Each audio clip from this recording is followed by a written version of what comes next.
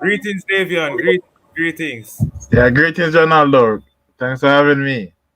Yes, yes, yes, yes, yes. Welcome, people. Welcome to our first live stream. It's our first live stream, so it's not gonna be so wonderful. We're still getting used to the platform. But yeah, welcome, Davion. How you doing? We're doing very good. I'm very happy. Very happy. Yes, Wow. yes, yes. West Indies, we licked down Australia, winning the second test match by 8 runs. The two Joseph out bowling the Aussies. Um, I just want you to, express how you're feeling from what took place this morning. Well, I know I gave a comment that once Shamar Joseph was available to bowl, we would have won.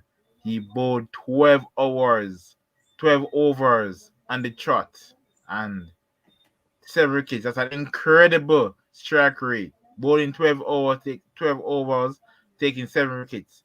A lot of bowlers, 12 overs, they get in 2, 3 wickets from them, but he showed his class. And the thing about it, he bowled with pace, swing, bunks, and he bowled at the stumps. So he's always bringing all modes of dismissal when he's bowling. So the Hazes, they have to play. They have to play. You always have to play one, one Shamar Jones is bowling. And that is something I think the other West Indies bowlers can take a pace from. But they have pace or bounce or swing. Always let the batters play. Definitely. As you mentioned, Shamar Joseph, attacking the stumps. Um, he brings into play all modes of dismissal. First thing though, after we had our discussion yesterday, um, I was watching the match late in the night and I saw a bit of a partnership um between Cameron Green and Steve Smith. And so afterwards I think they were about 90 something for two and I went to my bed. Did you go to your bed? Did you believe West Indies could win from that position? Well, seeing how Cameron Green and Steven Smith were batting, I said, wow, these two, they're going to win for Australia, to be honest, based on how they were batting. But the impact Shamar Joseph have on the bowling on our bowling, the same impact Mitchell Stark have on Australian attack. I mean, Shamar Joseph can come in and take wickets against run of play, and with run of play, me came, took out Cameron Green, then took out Travis Head, and wow, he's fit, he's definitely Definitely. very fit. Yeah, As we that's discussed, not an ounce of fat on his body. wow, he's incredible fit. Yeah, but last night I'm just still in awe of what happened. I went to my bed in Australia, were 90 out for two, and then I dozed off and I woke up back and I saw Australia 100 and I think 90 for eight. Right. Whoa, like were you actually awake? Did you actually believe in what was about to happen, what we were about to witness? Did you actually witness it live? No, I never. I fell asleep. For me, it was an hour off, on and off. But wow, you can feel emotion from Brian Lara, Carl Hooper, Ian Bishop. They were very happy. 27 years we have been Australian a test match. The last time we beat Australian test match was 2003 when we made a record chase of 418. So it's been wow, just incredible. Definitely. And to put it on the screen for the viewers to see, as we can see, look at that. Every time we're playing against Australia, I would have started watching cricket 2004. So, first time I started watching cricket as a youngster, we were beaten 3-0. 2008, beaten again. 2009, I remember that Chris Gale marvelous century in about 70 deliveries. We were still beaten 2-0. Um, and look at that, it continued. And finally, our next victory against Australia. How many years? From 2003 to Right, 2024. That's right. what, So 21 years 21 since we years, last beat right. That's I don't think that's how it's showing Ronaldo. That's like I don't think that's how it's showing. What's how it's showing is two Joseph lit down Australia. Yeah, I okay. think Let me that's see if right. we Right, can. yeah, he's not showing. He's not showing.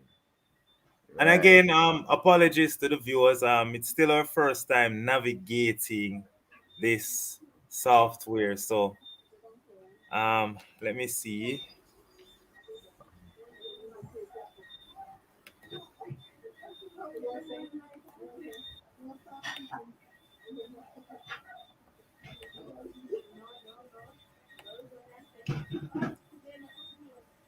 All right, is that one now being?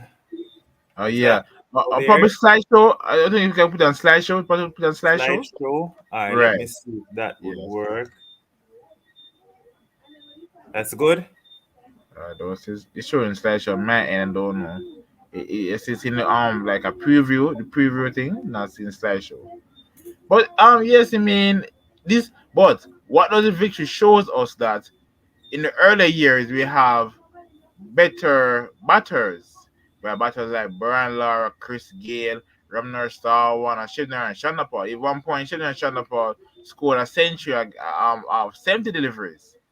But back then, the quality of our bowlers did not match the quality of our batters. So no matter how much runs the batters put up, we did not win because the bowlers could not really out out bowl the opposition. We were all batting upon the Australia, we're not all bowling them. But for this series, we actually have bowlers who could actually go head to head with them in terms of quality of bowling. Where Kemar Roach is actually a modern day legend right now for us. I mean, he's in the top 10 highest test wicket taker for West Indies. We have Azar Joseph. He's coming of age. I know Shamar Joseph. So our bowling attack looks well varied, right? To really take 20 wickets consistently in a test match. Definitely, the bowling is looking phenomenal with the two Joseph. To think of the possibility of a Jaden Seals coming back, Wow, the wow. possibility of a Jason Holder, always in the top three all rounders. Kimar Roach, whoa! I mean, yeah, And the bowling and prospects look good. don't forget we have Akeem Jordan in the wings as well. Definitely, and we're going to England where the ball is going to move around. So Right. it's exciting times for the Caribbean. Very exciting times. Yeah, but let's get straight into it now. So we're very happy, of course, with the victory that we prevailed in the second test, and we managed to draw the series. But let's now do like player rating. So we have to look at each individual player and let's give them a grade out of 10. Right? So let's give them a grade out of 10 for the series in the context of how they would have performed in the two matches. Right? So not judging them based off potential, just based on Performance. yes, Performance. performance relative to, of course, the context of the series. So let's start with the batting and let's see. We're getting a chat here. Um this is from how do I put it on the screen? So this is from Keston, Australia. Don woke up the sleeping giant. Right. I surely agree with that. I surely Yes, agree with yes, yes. Keston. Like, right. Exciting time for Test cricket, even though focus on West Indies versus Australia. We're also seeing where England beat India in the first Test match. So we're seeing where the Test matches now are no longer one sided. Visiting teams are really pushing home teams. Definitely. Yeah, that's a good point. There was a time where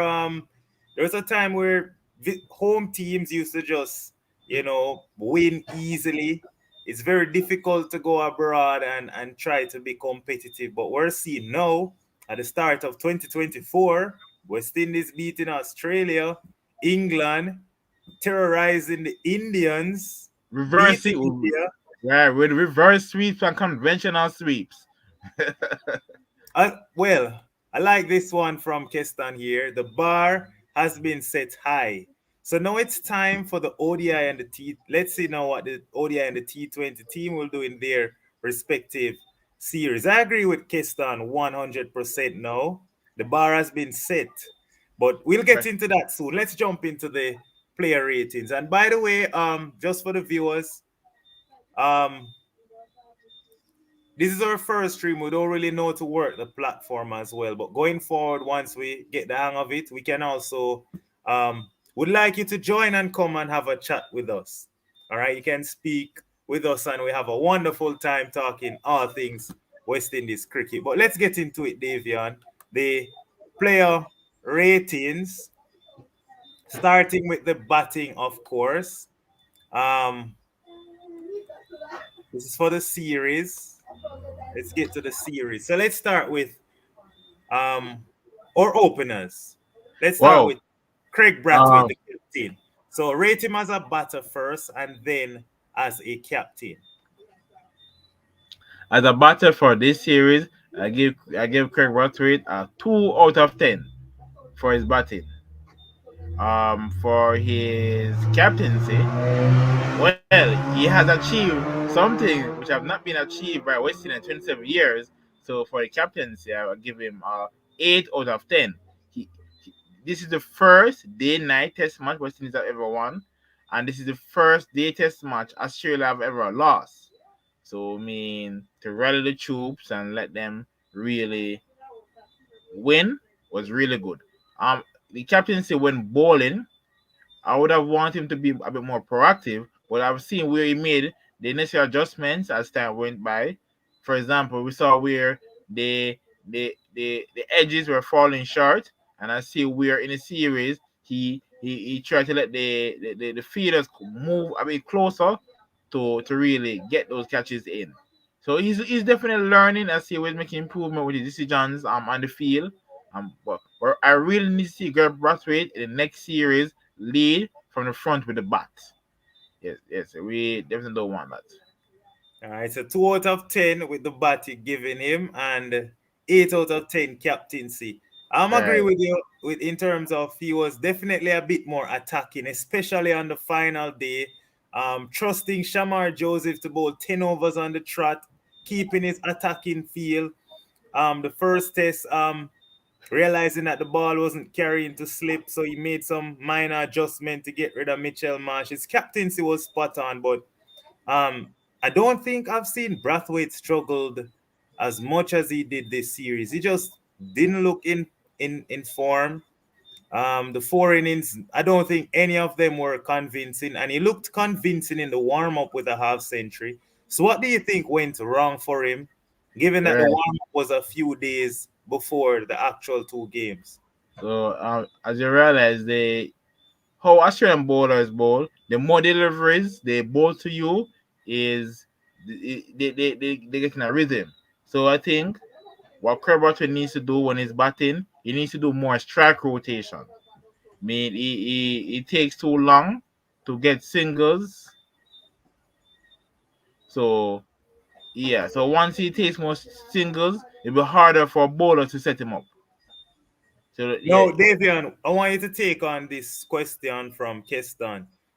Do you believe that the team actually watch films to see any technical deficiencies in the game that they need to improve, like players within NBA and so forth? Do you think they actually I watch the footage? I think they do watch the films, but then again, they watching these films, they can watch it and hear what they're saying, but for you to implement it in games is another thing. So I think there's maybe a struggle for them to really apply that that data into real game situations.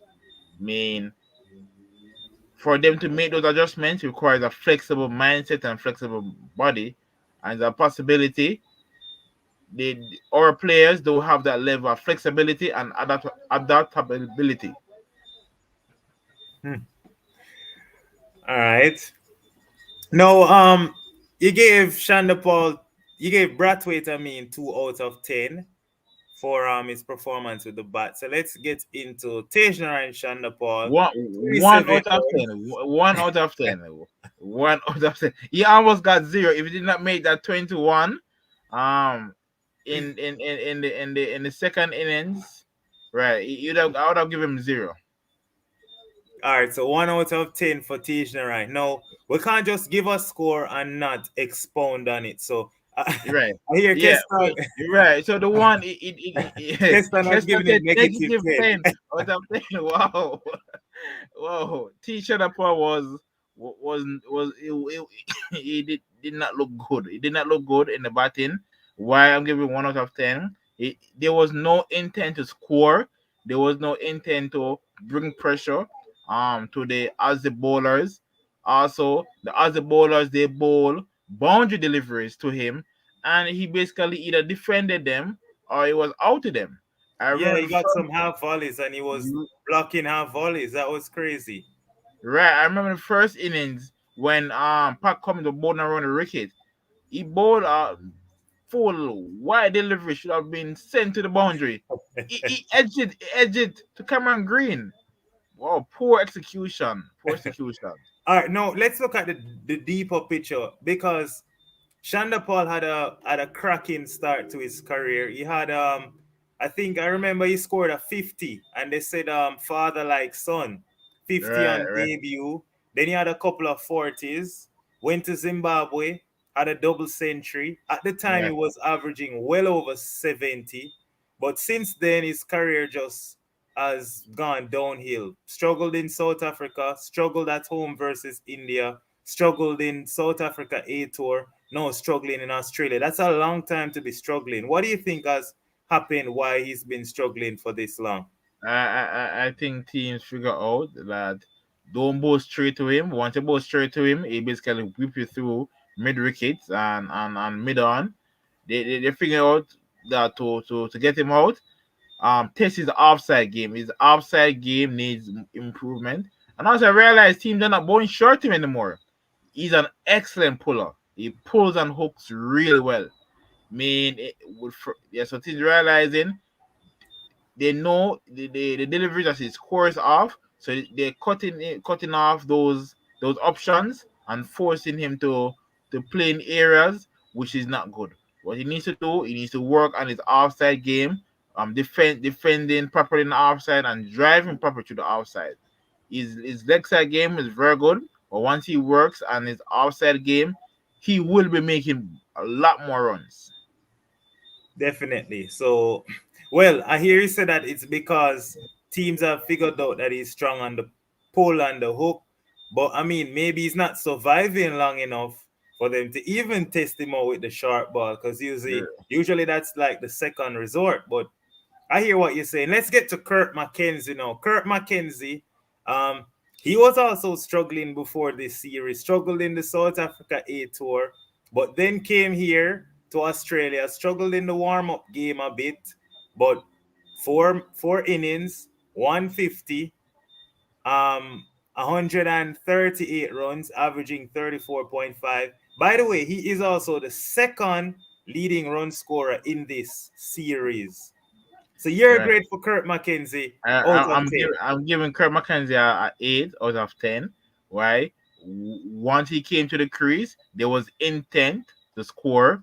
Once the bowler stray in their line of length, they were sent to the boundary, and even when they bowl good deliveries, he basically block those deliveries into the gaps and look to take singles. Right. Why he lost 2 marks? I really believe he should have, based on how he looked really good. He always looked good. And before that ball that dismisses him, there was no evidence of him struggling, that he was struggling to put back the ball. So based on that dominance he was having over the Aussie bowlers, yeah, he should have made either a century or a bigger 50 plus score. Yeah, but we heard Kawaj and Steve Smith. They said that the batting conditions were very difficult. So apart from Travis said he's the only person who got a century. And even the man with a century, he got a king pair this game. So Right, clearly the right. batting conditions weren't as easy as we would have thought. In Australia, good batting surfaces, lots of bounce, carry through to the keeper and all of that stuff. So yeah, 8 out of 10. I definitely agree with that one for Kurt McKenzie. Proud of him. Second highest leading run scorer in this series. By the way, he's ahead of guys like Steve Smith, Travis Head, Mitchell Marsh. So yeah, Kurt McKenzie did his thing. Now, Alec Athanas, he was our leading run scorer last year in the 4-day championship in the Caribbean. Showed a lot of promise batting at mainly number 5, but now he's batting at 4 for West Indies. Your thoughts on Athanas now? Your grade out of 10 for him. All right. 56 So runs. the innings he scored in our the score he got in the second innings for us in this test 35. match, right? That is what really contributed to me giving him a score of 5 out of 10. In that innings, I've seen where he showed more intent in putting bat to ball and getting the score card moving. Right. So I hope that model he used for that particular innings, he will use that model going forward. All right. So What's yes, good night, comment? Kurt. Yes, a comment from Kurt. Good night, Kurt. It's time we drop Tej because this series basically Mackenzie did open the batting because he was out early in all 4 innings, and we definitely agree. Well, your thoughts on that, Davian? You definitely agree. Wow. You see, think about that. Even though he out for low score, you have to also to bear in mind that in each of those innings, the first wicket basically fell past the 5 overs. So even though Kurt McKenzie was coming in when the score was very low, it was not like say Kurt McKenzie was coming basically like in the first over, second over. Those two batters were each time they came out and they're out, they were basically facing 24 plus deliveries. Well, So well, I remember this first test match in the second innings. We were 1 for 1. right, So that game, I think, Brathwaite was out in the first or the second over. So um, the opening partnerships, did it even cross 25 right, right, at right. any point? So I don't know. I agree with Kurt. I think I wouldn't want to use the term drop, but I definitely would be eyeing up whichever opener dominates in this first class season. I Uh, definitely agree with Kurt. I would be more open for Kurt McKenzie opening the batting if he does it for Jamaica. Uh well, given that his start to his career so far at 3 has been a productive one, I wouldn't want to move him away from number 3. I think he looks good batting at 3, understands his role. Um, yeah, and sometime as a batter, when you have a particular routine before a match, when you know you're batting at 3, you wouldn't want him to make any real adjustments. So I would definitely be looking at some other openers. Hopefully, we can see some openers stand up in the regional 4-day competition coming up. I think about Shane Mosley. You think Shane Mosley is someone they're looking at? Shane Mosley, definitely. Right, Even Kyron Powell, whoever, it doesn't matter as long right. as they put in some strong, consistent performance. Um, yes. So I hear, as Kestan is saying, resting Shandapal is a better. Yeah. Drop sounds pretty negative, so we can use the term resting Shandapal then. Um, I don't think he would want to be rested, but yeah. Well, Right. let's get back to Kavem Hodge now. Wow, Kavem Hodge. I give him a 7 out of 10.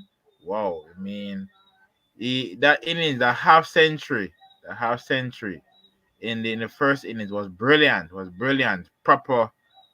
He showed that he's a proper batter. I mean, the amount of deliveries he faced. Wow, it shows that he takes his batting seriously. Takes batting seriously. Yeah, and with Kavem Haji showed fight. By the way, he was the fifth highest run scorer in this series. So he's in the top five. He finished fifth. So we have Right. to give him credit for that as well. Kavem Haji, even though he only had one strong innings, he still managed to be in the top five. So the Australians didn't look at that. We have two batsmen in the top five, Mackenzie and Hodge. Right. We have to give them some credit. We have plenty of opening options. All right, so Curtis saying we have plenty of opening options. Right. King, Mackenzie, Da Silva, and even Mayers. Now, Well, what are mhm. your thoughts, Davian, on Kyle Mayers or Brandon King opening in Test match? I would really not try them opening test match. I would just see them do it in the first class level and A series before I go with that. De Silva, he would be the front runner. Why? Because in the warm up we saw where when he opened, he made a brilliant century, and I think forcing De Silva to be more responsible will help him putting up more runs. So De Silva and Kurt McKenzie, yeah, they're the more likely options to be used. And I don't be surprised if West Indies in England, when they tour England, um, Da Silva, McKenzie, and Craig Brathwaite, they're in the top three. If Tishan Nepal does not impress in the 4 day regional competition. Well, I I I I I would like to see Brandon King. But the thing is, again, with these players, the King and the Mayors, we know that because of franchise cricket, we don't get a chance to see them in regional 4 day Right, competition. right. So, yeah, but definitely that Silva and Mackenzie both have potential to open. And of course, other openers will be fighting out for that spot to go to England to face Bazball. But let's Wow, yeah, that's exciting. With Buzzball, the results. We're not even looking at the results. We're looking at the excitement. The excitement is what really gets us with and Buzzball. definitely Tage's approach against Bazball. I don't know. What I don't know. I don't know. But let's move on now to Justin Greaves. Justin Greaves, 68 runs from his 4 innings. Your rating for him with the bat. And then we're gonna get to Uh, Kurt's comment after this. I say a 6 out of 10. I mean, With the surely bat, needs to 6 out of 10. right 6 out of 10 for me with the bat. I think he has some more work to do with the bat, but based on how he's batting, I think once he keep on putting in the work and he will get better. I think Justin Green, one of those players, the more games he play, the better he will get. So more game time is important for Justin Cruz. But when Jason Ola and Kyle Myers are available in the squad, he may have a challenge making the playing level. Okay, so you're declaring that he'll be in the squad, but he just won't Right. be starting. Right. Okay, He no did that. problem. Right. He has to be in the squad. It has to be in the squad. I'm so excited for that England Test series already, Yeah. just off the back of what we did here against Australia. But let's take Kurt's comment. So Kurt looked up Mac Allister's height. Is 6'4". Well, watching on Cricket South Africa, the first time I actually got to see Jer McAllister really and truly is the South Africa A tour. So apart from the A tour, I didn't see much of McAllister. How much of him have you seen, Davion? No, I don't really see much. I've heard about him, but I'm not really watching the clip with him bowling. But what they can say, I see that we're having a lot of young bowlers coming through who can touch that 90 miles per hour, which is really good, really good. But in that South Africa A tour, yes, he can bowl 90 miles per hour. But I was watching that South Africa A tour. He wasn't generating that much pace. And usually the wickets in South Africa are pretty quick. So I remember it was what Akeem Jordan, Shamar Joseph, Kevin Sinclair. They were doing well. But Jerry McAllister did a bit of work, but hopefully we can see a bit more of him and see his growth and his improvement. And you never know, our fast bowling prospects are actually looking pretty good. Your thoughts, Davian? I'm very impressed. I need to remember when we were being dominant in the 1970s and 1980s, it was really the bowling that carried us, not necessarily the batting. Definitely. And I think McAllister, wasn't he the one at the crease with Kevin Sinclair when Sinclair hit that Right? Yeah, 1 o'clock century? yeah. I Yeah, I believe. think they Yeah, two I was seen us there. to victory. But yeah, excited to see McAllister and our other young and upcoming fast bowlers. It's just exciting times now for the West Indies, especially given that we show that we can beat Australia. What do you think the others like Jason Holder and Kyle Mayers, and what do you think they're thinking? Because they're playing SAT 20, ILT 20, and these sort of stuff. What do you think they're thinking right now? Right now they're thinking, wow, it's not going to be so easy to make West Indies squad. I mean, when the squad is called to for England series, a lot of persons making a lot of comments who they're going to plan to remove from the squad, who they're going to add. So wow, I would want to be in the lead selector shoes for that. So Definitely. competition for space is very important. If persons are too assured of their spot and they're not performing to their full potential, they will get complacent. We don't need complacent. We need to look at performance. We need to start looking at names, look at performance. Performances is what win us games, not names. You're right. Yes, definitely. Now, onto Joshua Da Silva. Joshua Da Silva, or wicketkeeper batsman, he's been under scrutiny. A lot of the times we're saying, Joshua, we need a new wicketkeeper. Get him out the squad, get him out the team. Your thoughts on Joshua Da Silva? 4 innings, 110 runs, averaging 27.5. By the way, he was better than Australia's Alex Carey, and Carey Right. had that 66 as well. And we're not hearing so much scrutiny on Alex Carey. So, your thoughts on Joshua De Silva? His score out of 10. Um, yeah, All right. So for Joshua De Silva, score out of 10, I give him a 6 out of 10. Even though he made that brilliant half century in the first innings. Joshua De Silva, he has the potential to be a world class batter.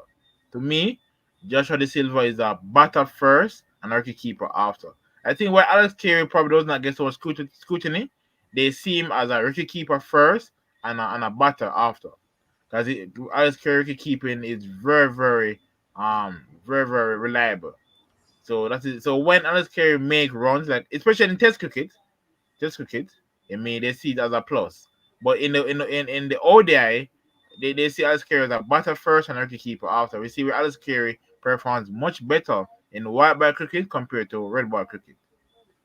yeah. And But if we actually look at the batsmen that bat around Alex Carey, he got Steve Smith averaging like 60, Labuschagne averaging like 50. David Warner just retired, but most of the guys that bat around Kawaja, since he's been back, he's been averaging like high 50s. Like, if we look at it, we have to be very honest that Alex Carey is not really gonna do much batting, given the top five, top six, the bulk of the work they do. But in the right, case of Joshua De Silva with West Indies now, our top six, they're nowhere near averaging. I mean, we'll probably at best have someone averaging 35. So yeah, definitely, definitely. Yeah, but as you said, Joshua De Silva, you gave him a 6. right. You Wow. must say, I would yeah, have given him I would have given him 7. I think 7. yeah. Joshua, he can do a lot more. Even the second innings, I mean, he chased a full on wide delivery, no foot movement. Wow. And what Kurt is saying that is a half century as he say I really dislike when player just have a one decent score and then they get several chances. So you're Joshua agreeing say, with Kurt that that yeah, 156 that's definitely, what 100%, 100%. I don't know. He's still remember Shea Hope. Shea Hope can actually wicket keep if Shea Hope makes himself available for West Indies Test cricket team and he says willing to wicket keep. Joshua De Silva spot is in serious jeopardy. I don't know. I don't know. The thing is we don't have wicket keepers performing apart from Shane Dowridge, who's now retired.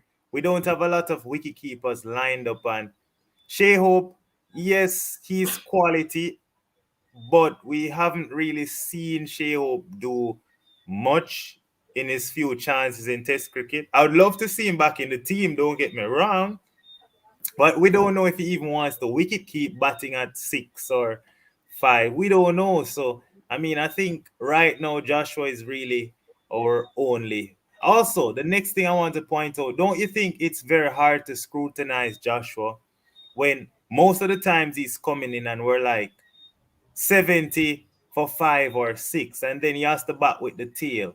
So he has to think about how we should go about attacking in order to get runs on the board before we get bowled out.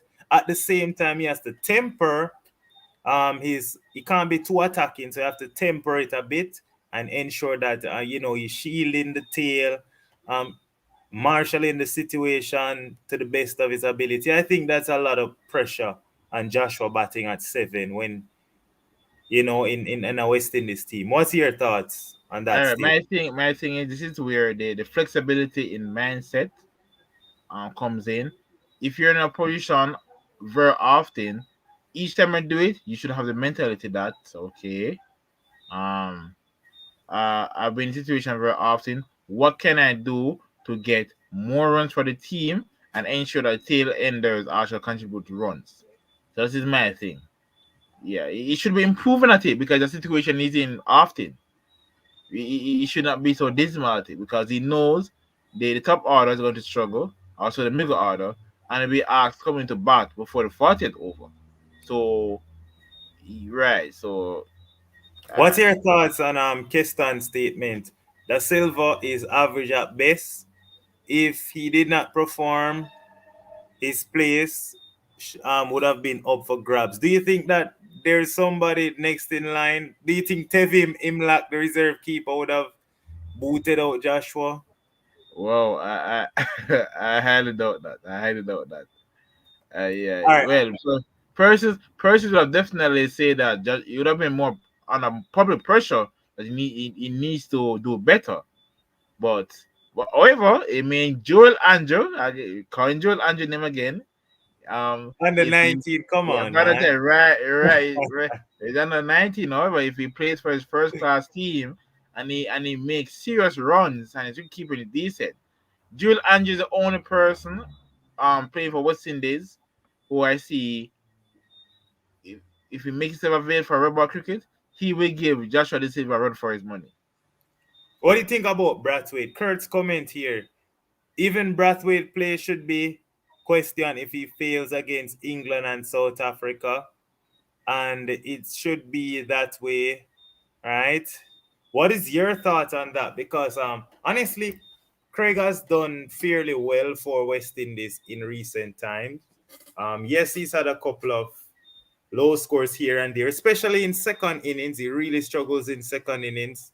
But what's your thought on if All Craig right. doesn't So do all too right. much? So I remember when Darren Sammy was winning games for West Indies team, his personal performances was not really all that great.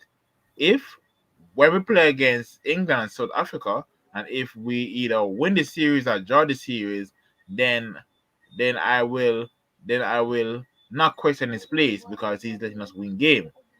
However, if he's not, if he, the thing about it, when batters, the best batters, the captain, and they make runs and they're not winning games, we don't scrutinize them that much. However, when the opposite happens, we tend to say that their spot should be in jeopardy. I mean, a captain's job is to win games. I mean, I rather captain not his main skill not contributing, which is winning games, and the other way around. So I'm paying attention to results and not what he's contributing with the bat. In all honesty, So you're saying that His ability to marshal and lead the troop to victory takes precedence ahead of him playing as an opening batter. And so if Right. he's not scoring runs, that's fine. If he is leading his team to victory. Yeah, that's more important. That's way more important to me. To, I mean, if he's letting the team win with 10 players, that's more Oh, that's important. Joshua De Silva. Yeah, or One yeah. in every six for Joshua. That's crazy. Joseph could be captain if the selectors drop Brathwaite for poor form because the English and the South Africa will work out Brathwaite batting technique, no doubt. Well, let's hope, Kurt, that Craig can really step it up again for England because Kurt, I think Brathwaite has been very good in England. What do you think, Davian? 2017, that Shea Hope centuries, but Brathwaite was the one who was there with him. And the COVID series, Brathwaite was in good form. So All right. Brathwaite has been good in So England. the thing in with the Craig Brathwaite in England, because I know that Craig Brathwaite doesn't really push his front foot out there as much as he should. They overpitch to him a lot. Right. They a lot of times they're trying to get him driving, they overpitch. If England bowl the same line and length that the Aussies bowl to him, he will struggle. He will struggle. And All also right. South Africa, Kagisa Rabada. Wow, Kagisa Rabada going to work him out day in and day out. I'm very certain of that. Yeah, Rabada is no joke in Test cricket. But let's look at Kevin Sinclair now, the final Oh, battle. So we wanna 10 out of 10. 10 out of 10 for Kevin Sinclair. Wow. Making a half century on facing debut. on debut facing a bowler attack where each bowler, the four main bowler, have 250 plus wickets under pressure. I mean, strike rate over 50. Wow, batting would be wow, brilliant. And even the second innings was not out, so he basically carries bat in the second Yeah, look innings. at that average for Wow, Kevin Sinclair. 6 to 4. Wow. One 10 out of 10. dismissal. Yeah, Wow, it was wonderful batting from him. Now right, on to our bowling. So you give Kevin Sinclair 10 out of 10, then Mackenzie the second best batter. On to our bowling. Well, this is just the figures for this test match. So let's right. pull up the figures now overall, and it's very difficult to see. I'm trying to zoom. Let me know. Is it a little better? Or could our viewers comment to see if the statistics being shown, if you guys see it properly? Could someone comment and live? Davian, it's showing okay Uh, from your uh, end? it's showing very different. Yeah, the setup's a bit different. As a person on the show. Yeah, it's different. Yeah. Yeah, maybe, but I hope the viewers can see. But as we can see, Davian, yeah, let's talk about our bowlers. So we're just gonna focus on our bowlers. Shamar Joseph, he is at. Let's look at the rankings for the bowlers. One, two, three, four, five, six, seven, eight, nine. Only 10 bowlers this series. Kevin Sinclair. Well, it's 11 bowlers, but Moti doesn't even rank because didn't take a wicket, but that's fine.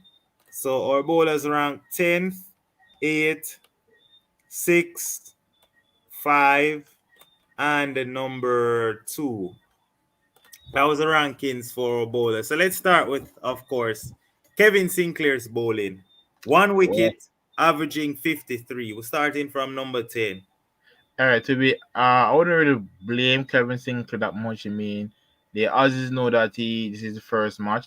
That is how Australians deal with inexperienced spin bowlers. I believe the more test match Kevin Sinclair bowls on those type of surfaces, he will get better. He will get better as he plays more matches on Cena type pitches. Yeah, definitely. I agree with Kurt's comment in terms of Brathwaite and Shanda Paul's style of play. But yeah, as you said now with Kevin Sinclair, definitely the inexperienced Aussies they like to pounce on that. Even India Tom Hartley from England, the new left arm spinner in the first innings, they pounced on him. So a lot of quality team. When they know you're just starting your career as a spinner, they like to pounce on you, and Yeah. you have to step it up right away. But yeah, so Kevin Sinclair's 10th. Comment on Gudakesh Moti. No wickets, but 12 overs in the first test. Wow. 42 So runs. so at this point, Moti is definitely a class in the white ball setup, but he has a lot of work to do when it comes to red ball cricket at international level. But he will get better. Knowing Moti, he will get better. Exactly. But Moti is the yeah, type of spinner. He's going to put in some serious yards, and he's going to right. come back better. So Yeah. So definitely. He, I'm not worried about Moti's um below par performance in the first and I test. wouldn't say it's below par. The reality is he wasn't able to impact the game that we're used to from him in ODI and T20 because the surfaces aren't necessarily conducive to spin.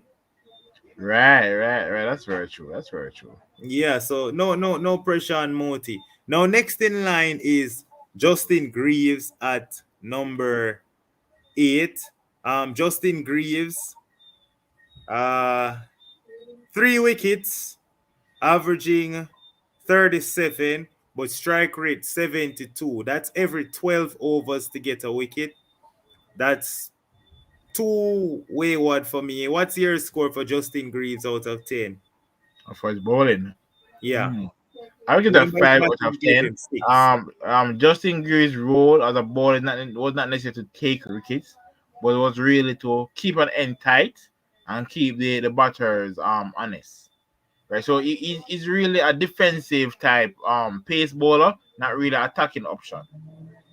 And I mean, I actually think that Justin Greaves, if you look at Cameron Green, Mitchell Marsh, he's in that type of category, like a bowling all round or a batting all rounder, however way you want to categorize him. Um, he's in that category with Cameron Green and Mitchell Marsh, and he's above them with the ball. So that's good. Right. Yeah, for this series, he's above them. So next is on to our veteran, the 35-year-old. Still looking like the young boy, not as quick anymore, Kimar Roach. Wow. Your, your score for Kimar Roach. I gave him a 7 out of 10. His performance in the first test match was not really up to par as we would like, but we saw in the second test match he's really upped his game to really impact. So I'm really proud of him for that, and I'm looking forward for him climbing up even further in the list of highest wicket takers for West Indies in Test cricket. Wow, Definitely. Next is one of the two, Joseph. This wow, as man, that this man, I think should have had about 10 wickets right, in the series. But of course, we know miss chances always off his bowling. So only 7 wickets, but averaging 30, strike rate 44. By the way, look at this. Alzari's strike rate is better than Mitchell Stark and Nathan Lyon, meaning he's getting a wicket in fewer deliveries than those two. However, his average is always so high because he's so expensive. So comment and give your rating for Alzari out of 10. right. So as of Joseph, I give him a 7 out of 10. Why lose some marks? He gives away too much boundary deliveries. Wow, so much boundary deliveries. Well, that's an area of concern. But he's an attacking option. He will give wickets. Well, he give chances. I'm saying not wickets, chances. Because all those chances are not being taken. If all those chances were taken, I would say he will give wickets. But every spell he bowls, he will trouble batters. Yes, he will give them fours out of fours and twos and threes, but he will challenge them. He challenge batters. Batters are never comfortable against him. All right, definitely. Alzari, he, as you rightfully said, he's always creating opportunities for wickets, but then he lets off the pressure because every now and again he throw in a bad ball here and there. Of Right. course, though, the best bowler for West Indies, almost right at the top. He's at number 2 instead. Um, he's only just 24 years of age. It's his debut series. His first wicket in international cricket came off his first delivery, getting rid of Steve Smith, possibly the best batsman in Test cricket right now. Your rating for Shamar Wow. Joseph? 10 out of 10. 10 out of 10 for Shamar Joseph. 10 out of 10. Wow. Pace. He has pace. He has bunks. He's accurate. He has great control. Great control. He's always at the stumps. So he bring in ball, LBW and catch into play. And also, I realized that against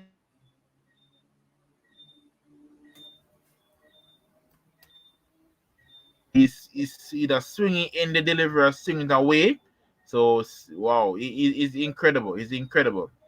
And fun for realize that the Guyanese players they definitely stood up a lot in this year because we have Kevin Sinclair stepping up in the second test match with bat and also in the field. And we have Shamar Josie stepping up with the ball and bat. So the series based on where he was placed. So wow, Guyana is producing some potential world class players in their 20s. So Let's guys, let's big not let's not potential. get into the nationality. Let's try to Right, stay away right, from. right, right, Yeah, right. we don't want to let it seem as if we're Uh-huh. promoting anything of that sort where we're Right. bigging up any particular man from a country or saying this country is better. We don't want to do that. But yeah, we definitely have to give a lot of praise to Shamar Joseph. And what impressed me the most was his fitness. He gave him 10 out of 10. But my God, 10 overs on the trot before what? Before the lunch? Yes. That was insane. Right, 10 right, overs on the trot. And it's not as if he's bowling 125. This man is bowling 140, 142, 148, 147, 149. Those were his right. speeds right Yes, throughout those 10 overs. but even though his first class experience is not that much, but I mean when he was a net bowler, I mean I was watching a video. They say that I mean when he was a net bowler, he bowls 30 overs plus in a day very often.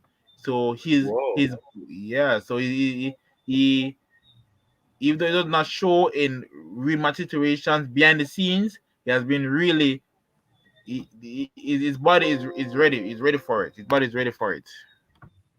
Definitely, definitely. I'm so proud of Shamar Joseph. So happy for him.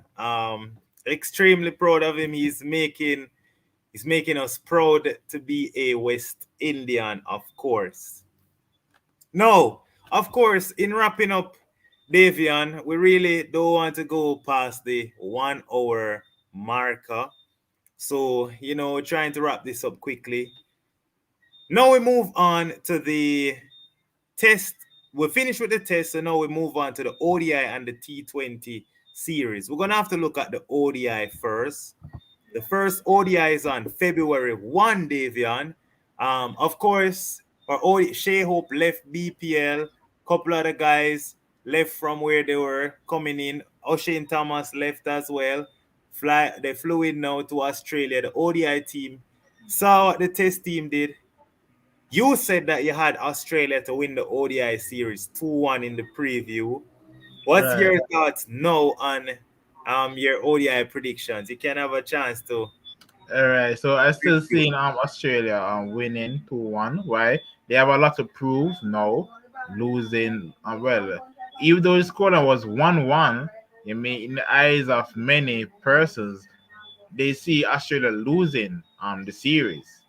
But to be honest. So however, I mean even though we lose 2-1, it'll be highly competitive.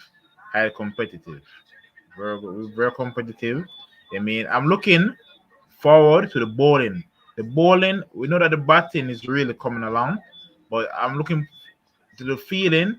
If the feeling continues improving and also the bowling, especially when defending. I want us to win more games when defending totals. That's very, very important. Because most time when we win ODI matches, most times is when we're chasing. Yeah, the bowlers bowl out the team for under 200 and they will chase it down. We don't really win those games where we bat first and set Total. big scores. Yeah, I agree with you. But right now, Davian, right now before we wrap it up, big Right. activity. That 15-man squad that's ready to take on Australia in the ODI. Right now, name your 11 that you would want to see. Come February 1 is when? Thursday? Or is it Yeah, this Wednesday? well, it's Thursday. It's Thursday. It's Wow. Thursday. So right away, name. I think that would be Wednesday night for us then. Yeah, yeah, Wednesday night. Right. I'm definitely staying up to watch that. Definitely staying up. So name your 11 right now from the 15. Wow. Right now we're looking at. Okay, okay. Let's see. Let's see. All right. Wow. Let's see who we're choosing to open. That's very important. So for open batter, we're going Alec Atanas, one of the openers, and the second opener was Justin Greaves. Justin Green. Justin. So that means Kean Otley is on the bench again. Right. Wow. Okay, The no thing, problem. right. Number 3, we're going to Case Across the same way.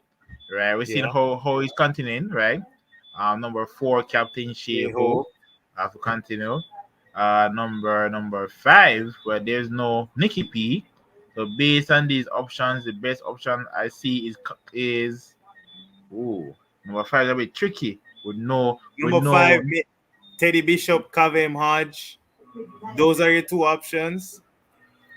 Well, Austin Chase. I'm going Kevin Hodge. I'm going Kevin Hodge. Right. For the first 2 games, Kevin Hodge. If he does not impress, then third game I give Teddy Bishop. No Number Rustin Chase. no, Rosan chasing and the bench. Right. Number whoa, good point, cause based on the plays I'm seeing, I think Russian Cheese would be a good number 6 based on the players available, because there's no Shimron Hetmeyer or Sherfane Rutherford. So for this one, number 6, I'm bringing Russian Chase. So Russian Chase would be at 6. All right. Kavem Hodge, Um, Rustin Chase. right. 6. Then number 7 again, Ramora Shepard. Wow, Ramora Shepard going number 7. Number 8, we're going with Hayden Walsh Jr. at number 8. He has to play, definitely has to play. Number 9 going Azari Joseph. Number 10, we go with Moti. Kodakish Moti has to play. Oh, for number 11. Wow. Number 11 is between I'll go with Shane Thomas. Go with Shane Thomas for one pace. One pace. Definitely one pace. Why not Definitely. go with Matthew Ford? Justin Greaves can the state how Justin Greaves bowl is versus he offers what Matthew Ford would have offered. So I think this team will definitely add variety. We have variety in batting and variety in bowling, and we have excellent fielders.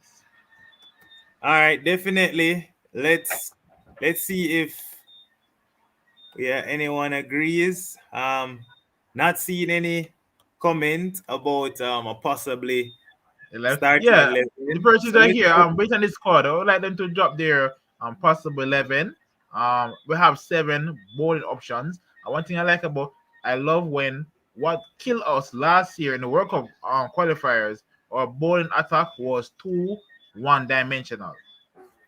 We did not have variety in the bowling attack, and that what really prepared for winning. Now we have Justin Greaves. He can swing and seam the ball. We have Russell Chase, great defensive option with the off spin. We have Ramiro Shepard. We know they can dominate the middle overs and dead bowling. We have Haley Walsh Jr. We know what he brings. So each bowler in this, in my starting level, they do something different with the ball. And that's very important when facing a quality batting team. Definitely. No, it's 1 hour. We're really trying to wrap this one up. So, Davian, I'm really looking forward to seeing your starting 11 being named as the actual 11 come Wednesday Right, night, and right. hoping that we can surprise the Aussies yet again. But this time, beating them in the ODI series, maybe 2-1, maybe even 3-0. I'd love to see the youngster Teddy Bishop in there. It's just exciting stuff. So, What thank what you. they before we go, one thing the test series showed, the young players they're very hungry. They're very hungry to make a mark. Yeah, that I realize with them. Definitely. hungry, and let's hope that Teddy Bishop, Kavem Hodge, Greaves, Keon Otley, let's just hope our ODI squad, they're now extremely motivated. So thank you, all viewers, for turning in. Thank you, everyone that tuned in today. The live streams will get better. We will work on our edits. We'll work on how we present anything. We'll also leave the link so you can come and have a chat with us going forward. We'll have live stream. When is it, Davion? Live streams on when will we be doing the live streams? Which day? I think Saturday will be a good day to do a live stream. Saturday at So you 8 heard p.m. it. Saturday, 8 p.m. We'll be doing live streams going forward. Every Saturday, 8 p.m. We'll start out our first live stream on the Sunday, but of course, going forward, live streams every Saturday. You can come and join us, have a chat. We'll leave the link in the description box so you can come in and we talk about all things West Indies cricket. Again, thank you for tuning in to everyone. All right, and let's just continue to bask in the sweet victory that West Indies, shocked the world today, beating Australia. All right, so thank you, viewers. It was wonderful again, Davian, for us to have a lovely chat. Right. Yeah, All take right, care, everybody. We look forward to Saturday. We can comment on the first ODI match to see what we did well and what we need to improve upon. all right. So Good good night, night. everybody. Good night, everyone.